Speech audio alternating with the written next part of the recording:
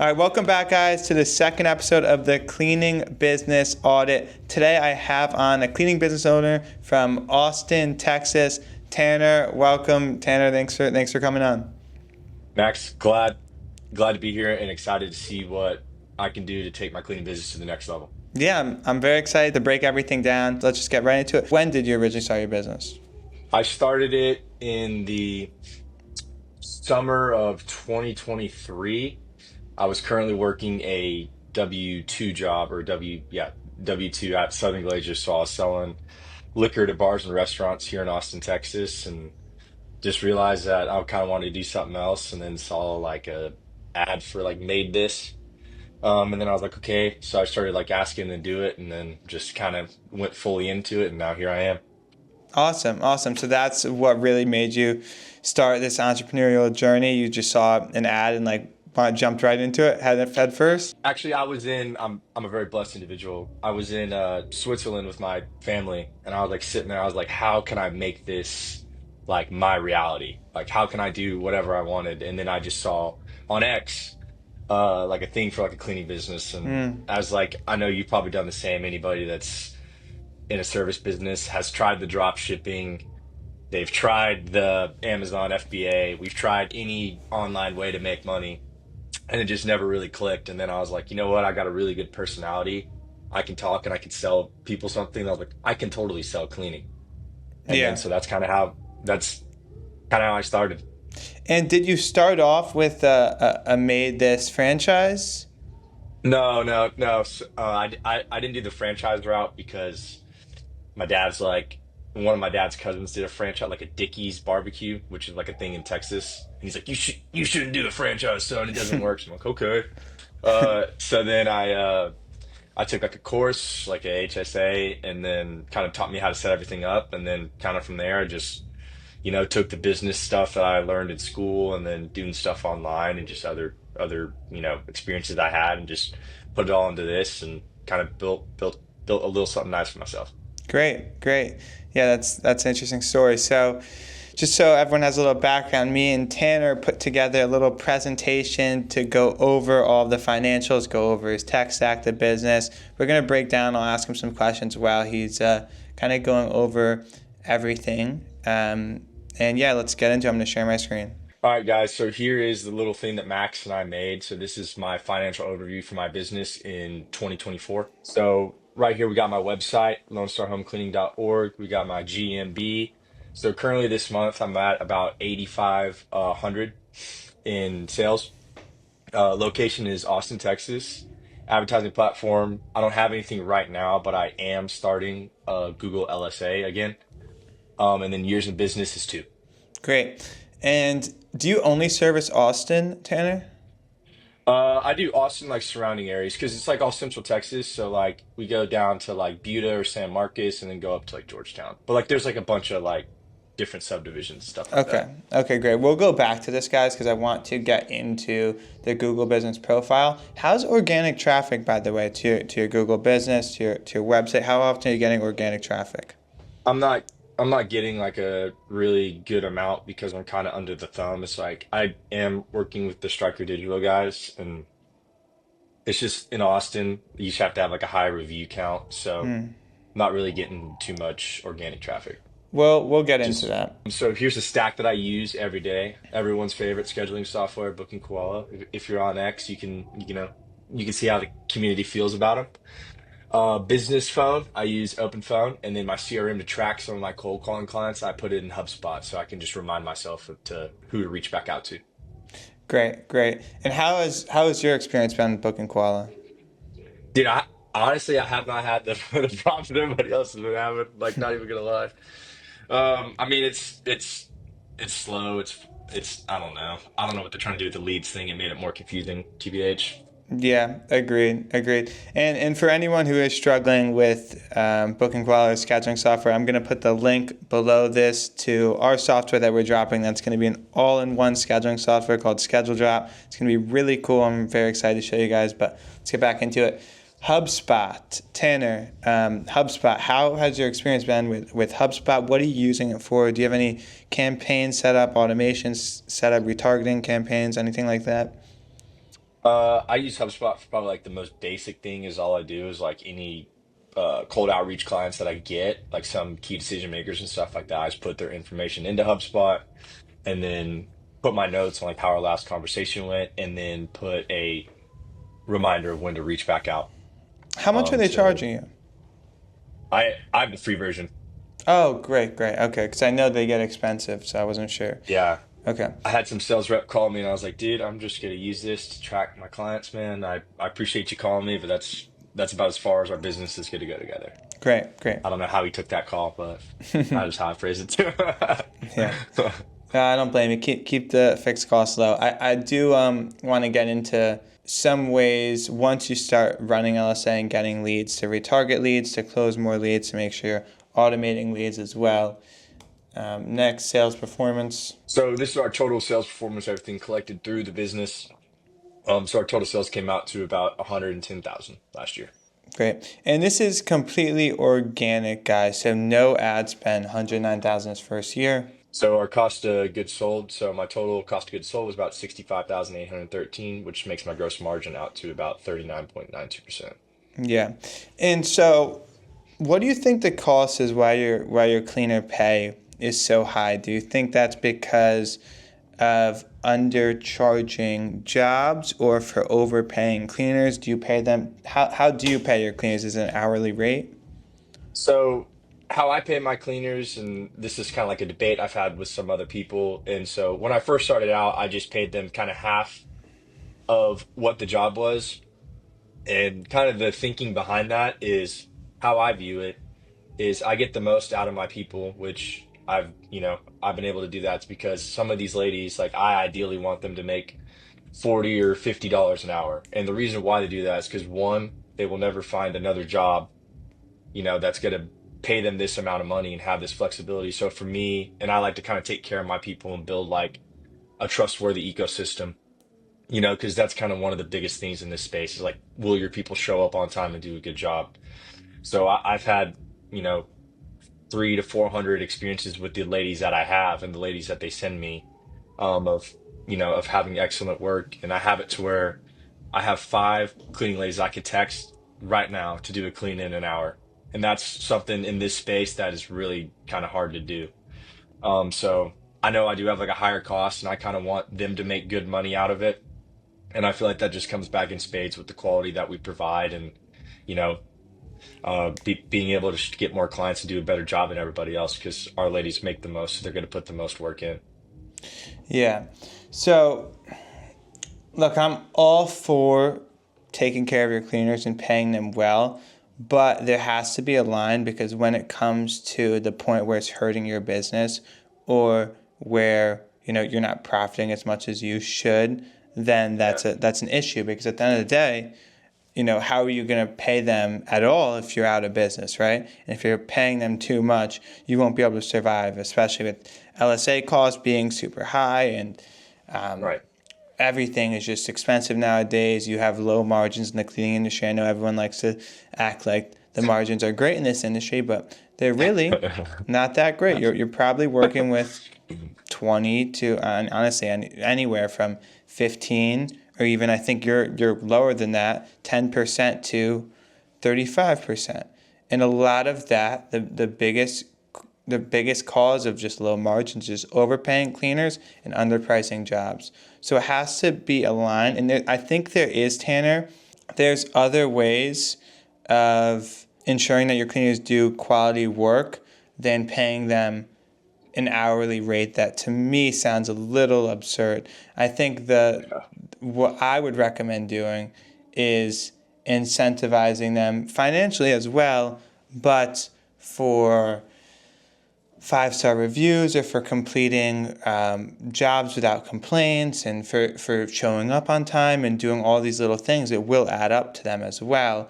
But I think starting them off just super high it's going to hurt you in the long run. Yeah. I think also the problem is too, Tanner, because like I totally hear you, and even like off camera you were talking about one of the first things you said to me is like how you want your cleaners to be making $4,000 a month. You want to make sure they could take care of their family and friends.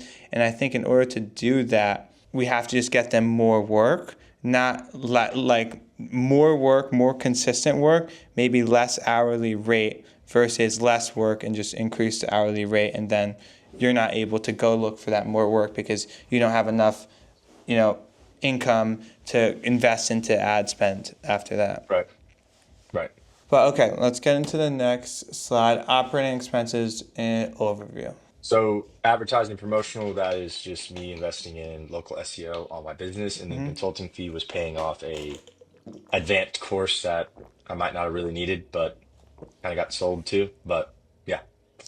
Okay. Should we get into the consulting fee, or do you want to kind of stay away from that? Um, we can talk about it. Okay. So we don't even have to use any names, Right. but you paid them. What's it, 11,000 in total?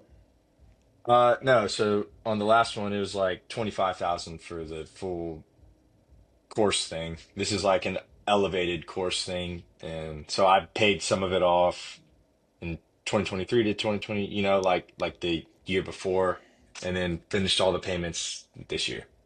Wow, So that actually might be the most expensive cleaning course I've heard someone yeah, being sold. uh-huh. Yeah. Um, So what did you get out of that?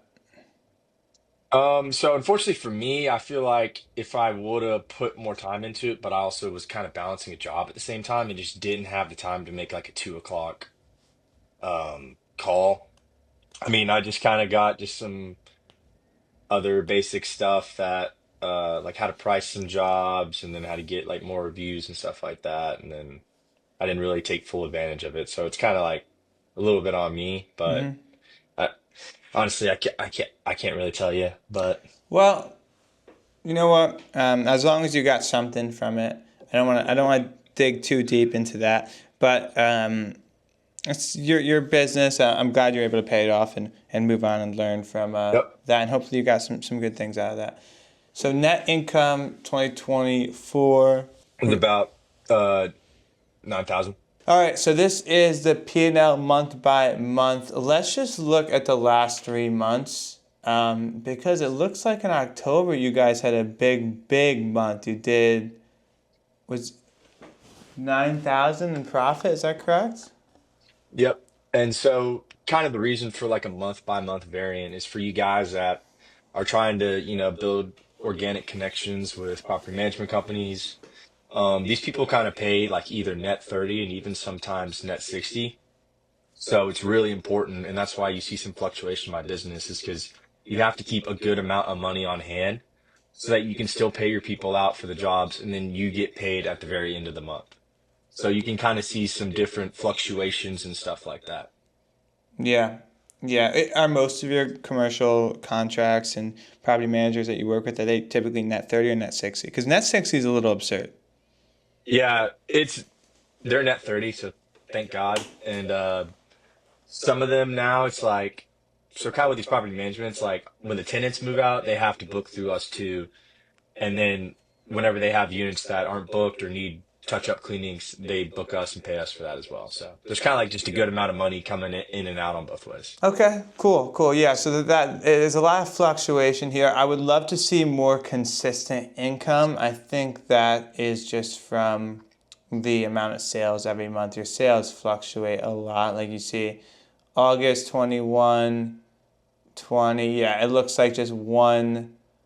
It's every other month. It's kind of crazy. I think except in the beginning it was lower. So next year, you definitely, if you keep up this pace, you're on track to grow more than we did this month. Oh yeah, I I mean mean this year. we've already got kind of in terms of the cold reach out. So I got with the biggest student living company I'm in Austin, so I got on UT, and they have 13 units, 3,100 units, and there's about 10 cleaning companies that they work with. So, and the move out, they charge 300 for a 2 bed. So we're with that, I'm expecting to add either 90 to 100,000 in sales, just on that one thing alone. But I will not have a life from May to August, but I'm fine with that. That's great. But let's get into your organic reach out strategy because I do think there's a lot of value for the listeners and how you do that. So What's kind of your method when it comes to getting these property management companies and these student living companies as well? Right. So one thing that I kind of learned quick on doing it is like every to make the call super quick, not easy, like you're not really trying to sell them anything, is you just kind of cold call like, hey, I was just calling today to see if you guys have a vendors list because every single property management, any of these student living, they have vendors that do everything. So then at that point, you'll get directed to either like the maintenance supervisor or something like that, and it's really important to immediately try to schedule like a walkthrough with them and just to get on the property, make sure you're wearing a polo, make sure you got your shirt tucked in, everything like that. It'll kind of separate you. And then from that point, you kind of just go on like a walkthrough with them, try to figure out who they are as a person, try to connect. On this most recent one, funny enough, like they had like a demo unit which was full of like all these drinks, like cool stuff, and they had White Monster in there. And so, of course, me, I love White Monster. It's the holy grail.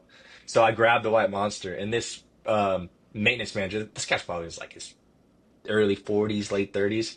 He grabbed a White Monster too, and I was like, my guy. I was like, you know what I'm talking about. And he's like, oh yeah. And then we started talking about football, everything kind of like that. So it's really important when you get there is to make a personal connection with this person. So then this guy's like, oh my gosh, this Tanner guy, like we talked about the Commanders football team, we talked about FSU, like this guy's different than all the other ones. Yeah, And then it's just showing up and doing what you say you're going to do. But it's calling and asking for a vendors list. And then at that point, they'll say yeah, and then they'll add you. But like that's cool. But how are you going to follow up? So then it's constantly just reaching back out. Just keep, you might need 4 or 5 touches until they actually give you like a test clean. And then once you get a test clean, you kind of just message this person all the time. You bring them coffee. Like the other day, I brought $50 worth of breakfast tacos to one of my property managers, like the big one that I work with, because they have like 8 people in the office. So doing those things like that is going to separate you from other people because who's really bringing property managers food or coffee? yeah. Like nobody. I would say Everybody hates their property manager. They think they're scamming them or something like that. So if you show these people like a little bit of love, it's going to go a long way. agreed. I would argue that the follow up is more important than even like Oh, the more important initial. than yeah. Yeah. Like it's pretty easy to get that walkthrough. It's relatively easy. You make a few phone calls, you talk to someone on the phone. Someone's going to probably invite you for a walkthrough. What's hard is to build that connection with them, to follow up with them after, to follow up on them again when they don't answer, to follow up with them months later. I've had contracts I've had to follow up with these guys 10 to 20 times before I even close them. This is going into the store. This is emailing, calling them, texting them, bringing them donuts, coffee. Like that's the stuff you have to do, and that's why when you secure one of these contracts, it's a game changer. You're going to bring in another $90,000 next year for what? A cup of coffee and you know, Yeah, a white monster. Yeah, come yeah. on. It's easy, but people struggle with the concept of doing it. I guess people are inherently lazy. So if Yeah, you're which is great for us. And honestly, Max, I think I've learned this now after doing this because I called a few times like, oh, they'll probably hit me up. I think the follow up is like the most important thing. Is like you just got to figure out who that contact is, and then just be message them every week, how do you something like keep that. track of Just that? I'll use like HubSpot, so I'll just like kind of put that in CRM and I'll reach out and like put in when the last time I like messaged them, and then I just try to because like there's probably like 4 or 5 decision makers for the cleaning business that I'm trying to like actively get these big contracts on, so kind of just keep it top of mind. And also, let's go back to the P and L, and then I want to kind of get into your what I think you could do to grow. The P and L, like so, I noticed the good news is I noticed the first thing I noticed is you have a $2,500 consulting fee in January, consulting fee every single month for 1,200. So that's 1,200. Yeah, like 1,200 times 12. You're at maybe what another 14,000. 14,000. Yeah, Yeah. in in revenue that you that could be really is considered kind of profit in my eyes because it's a business expense, but you weren't getting direct return from it and from what you told me. So you would have really added like another 12,000 to the books that way. Your insurance looks good. Who do you insure with? I just do Thimble, so I just got like a Thimble. basic insurance. Okay, and then advertising, and then you're doing Striker Digital SEO. Hmm. Shout out Striker Digital. Shout out Bodie, Andy. I use them as well. They kill it with organic, and I think anyone who is trying to grow their business should absolutely use them. One thing too, Tanner, that I think would be really helpful for you is we need to get you more reviews, especially for Striker Digital. There's only so much they could do when the reviews are lacking. So, but it's tough because you do work with majority property managers. Is that Yep. a lot of the Yeah. So issue, I'm that's assuming? yeah, that's kind of a dilemma. But even with like we still get their tenants. We probably had like into last month had like 8 tenant move outs and just tried to follow up with all of them, like message all of them, try to call them after leave a review, and you know how that goes. So, but yeah, I mean that's something I'm actively trying to do. I'm trying to get us to 100 so I can get out from the thumb of these what's it called? Like more handmaids, these just Yeah. franchise things that just pop up everywhere, that dominate all of us. Yeah, yeah, you gotta get to 3 digits at least, Yeah. and hopefully get to the 200 review range one day is really where you want to be. I think that's all I had for your P&L statement. Like the only thing I would really recommend is lowering your cleaner pay for lead gen. And I told the last person on here this, but like you gotta diversify your lead gen strategies. You can't just rely on organic, and you can't just rely on ads. And you already have the organic down, which is usually actually what most people don't have down. Usually most people are relying on paid ads, and they would die if it wasn't for that. So the fact that you could survive off organic is great. But if you could now dominate not only just the organic page, but you have your ads up there too, so you're dominating the entire page in Google when someone searches house cleaning near me, you'll absolutely take over. So that's the next step. It's definitely setting up LSA. If your cost per lead is too expensive and you're not seeing a return on it, then I would just lower that to like, I know people think they won't get calls, but you'd be surprised if you lower it to what you're comfortable paying and test it out and see if you'll get calls at that rate. If it's not working, increase it. Kind of a little Yeah. play, a little game with Google, trying to figure out what works, right? So that's what I would recommend too.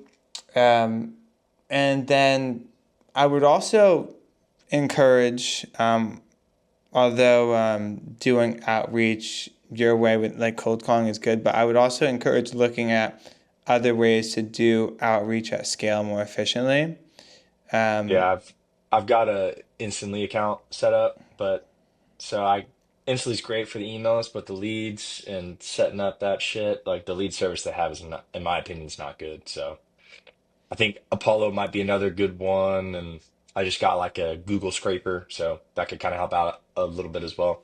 yeah, yeah, and I would hit them from all angles, right? There's not only one way to do cold outreach. You have your cold calling, you have your cold emails, and you have your cold SMS, and like there's ways to improve every single one of those. Like you have the old school way, which would just be calling on your iPhone and keeping track in a spreadsheet. You have the old school way of texting, just sending messages, and you have the old school way of emails, just individually doing personalized emails. But there's a balance with all of those. For example, cold calling with Clean Genie, we have a auto dialer, power dialer built into it, where essentially you upload that lead list and it just automatically dials these people based on the response, no answer, meeting scheduled, cleaning booked. It will put them in different workflows, right? So there's different ways to increase your likelihood of actually securing a sale off of that outreach. And for everything, like there is a balance because you don't want to over automate things and you don't want to just like work inefficiently either. So there's a balance between like being able to personalize the message, but while also simultaneously hitting X amount of numbers every single day and sending X amount of messages every single day. For cold emails, have you started with Instantly, or is that a new? No, I probably did it for I've been doing it for like 2 months now, and just the the thing I've just struggled with the most is like I try to get the leads from instantly, and then you can only upload a certain amount of leads, and then like when you try to enrich the leads, like some of them just don't even have like they don't even enrich. And I'm like, well, why the fuck am I even paying for? Don't get leads from Instantly. I could help you out with that. Yeah. Just scrape leads from Apollo and update them, upload them into Instantly. Yeah. So I think that's what I'm gonna do is I'm gonna cancel my instantly like I thought the instantly lead thing was gonna be good and just I not didn't even know it's they great. had It's a leads, great to be honest. That must have been a new thing. yeah, it's not good. So but the instantly email thing's good. So yeah, I think Apollo would probably help me out more. Because I thought if I got more touch points with the emails, I can actually reach more people while I'm doing everything else. So it's like everything just kind of combined as one to kind of help it grow. Yeah, yeah, that makes sense. So, what would you say is your biggest constraint with your business right now, Tanner? I would probably say trying to get more clients because I know like these organic ones, like it sounds great when you do like $110,000 organic, but like you're not going to be getting a new client every month. So I'd probably say that's probably the biggest So you drawback right want to now. break more into residential? Yeah, I mean, I just want to, I just want to make more money. So it's like if that's through residential, I can get more, because some people, like I talked to John Lobb on X, and he kills it. John got like he had a huge LSA win where it's like a massive reoccurring thing. So it's like stuff like just getting lucky with LSA. And yeah, I mean, I'm just trying to get more commercial and residential, just anything to keep the reoccurring and raise my monthly return. So I'm Yeah, trying to get my business to 40K a month great. reoccurring. So I think you that's could where I'm get there at. for sure, Tanner. You're a smart guy, 100%. and you're clearly willing to put in the work, which is what most people struggle with. But I think that in order to, you don't want to rely on luck, right, with LSA. However, you definitely want to increase your chances of getting one of those phone calls. So putting yourself in that position will be great. Also, Thumbtack, I've seen great results in Thumbtack. It's weird Do you because use some, Thumbtack? yeah, not anymore. I'm completely organic too now, but we recently started with LSA again, just at a lower budget. Um, but I have used Thumbtack, and it's worked well for me. But it's different for everyone's area. But like again, it's all about just staying in the game and allowing those big, big clients to find you. And if you're not on Thumbtack, if you're not on LSA, if you're not putting yourself Yeah. out where there's no way they're gonna find you, right? They're gonna choose another company. So it's all about staying in the game. Another thing I would recommend doing too, and it's kind of like you're actually probably used to doing this, but not used to doing this, but you have experience with like guerrilla marketing tactics, right? I would order door hangers. I would order flyers. I would go to leasing apartments. I like you mentioned before when you call up the vendors, you just ask to get into the vendor list. Like when I go to leasing apartments, I don't immediately ask for their turnover cleans. I just ask if they could put these flyers in the move-in packets, and they're more than happy to do that because that's like a win-win for them, right? And most people don't ask that. Most people just try to get in the turnover cleans with them, and then you get your foot in the door, and then eventually you could secure those turnover cleans with the leasing offices. But also just going door hangers, apartment to apartment, I've seen a lot of success with. Like months later, I'll get calls too because someone will just save my door hanger, and you could pay people to do this too, to have them do it for you much efficiently. Have you tried anything like that? I'm not, but the door hangers sounds like I can go to like a nice area in Austin, and just kind of like set those on people's doors and then hope for, like this is like where Joe Rogan and people live. Yeah, yeah. Well, you want to go to somewhere where it's like fancy people, like Yep. high net worth individuals, but in a compacted area. So like luxury apartment buildings, luxury condos, somewhere where you have access to. And I'm not saying break in, but a lot of times the stairwells, from my experience, you could go in pretty easily through the stairwells, but only if they let you. So don't break Yeah. in, don't trespass or Yeah. anything like that.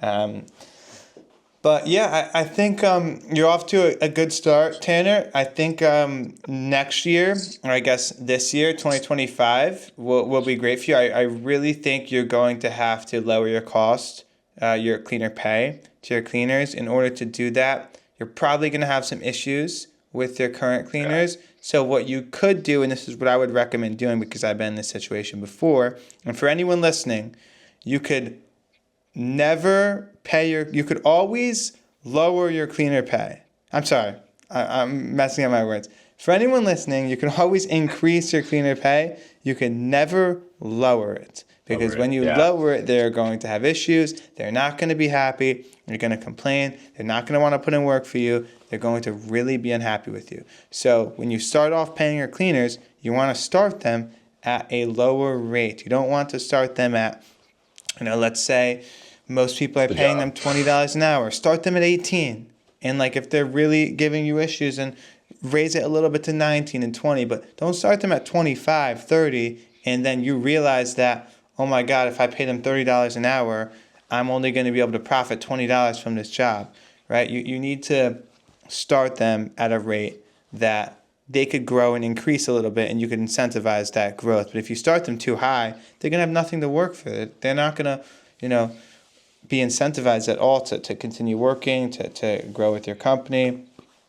Um, and so what I would do if you're in that situation, Tanner, which you are in right now, where you're kind of paying them a little much, and I know you want to see them win, which is great, but I would start bringing in some other cleaners and start them off lower and just see how Yeah. it goes, right? If it doesn't go well, you can give some of your current cleaners more work, but if it does go well, you can start giving them more work and look for another cleaner to bring on who's charging less.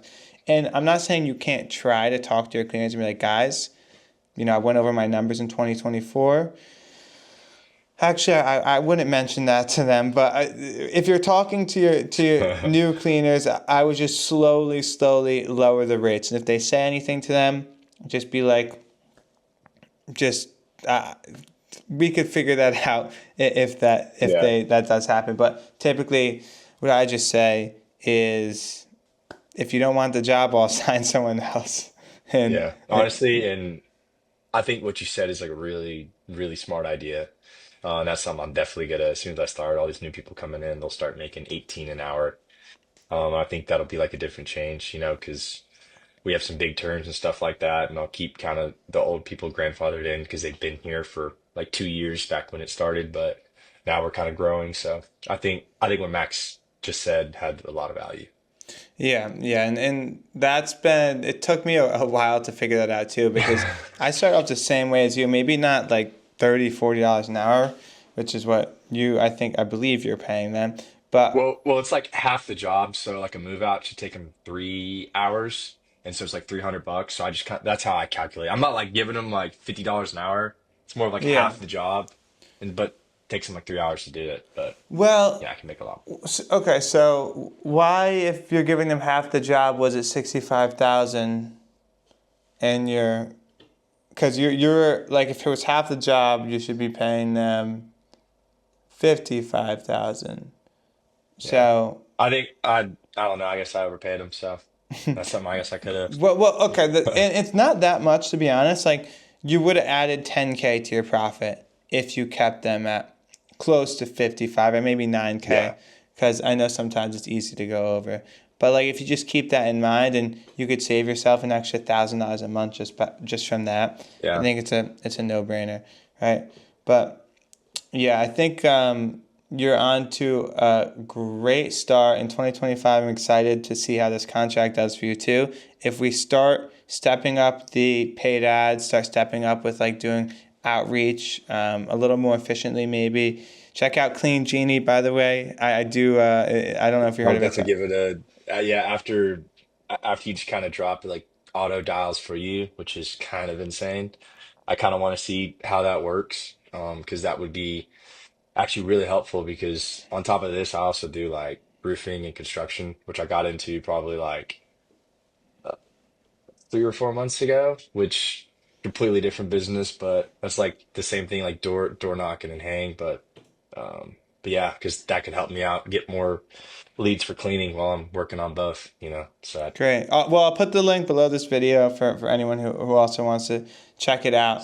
But we'll definitely be seeing you grow, Tanner, especially once you start inputting some of the strategies, and you get some door hangers out there, and you start doing LSA, and you set up Thumbtack, and you lower cleaner pay. I think there is a lot of wiggle room. Next year, I don't see why you couldn't take home 5-10x of what you took home in 2024. There's no reason why you shouldn't be able to do that. Just off of one, you're not going to be paying the consulting. You could lower cleaner pay, which will average another $1,000 into your pocket every month. You'll be able to close more cleans off of LSA, increase your organic rate, and get more phone calls, and it just all compounds over time. So next year will be great. But let's wrap it up, Tanner. I think this was a great episode. I want to meet with you in a few months down the road once we see your business booming again, and we'll go over what worked for you, what didn't work, what we need to improve. But it was great having you on. I hope the audience got something valuable from this, and we'll talk soon. yeah, awesome. Yeah, and honestly, everybody out in the X community, I know everybody signed up to do Max's podcast, and everybody kind of forgot about it. So then he reached back out to everybody like, "Oh, I signed up for this. I would sign up.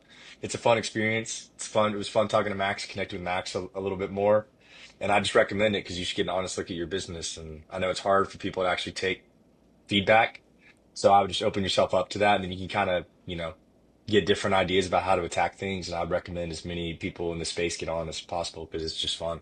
You know. Thank you, Tanner. I appreciate you coming on. For anyone watching too, if you got some value from this, please like and subscribe down below, and we'll see you next week.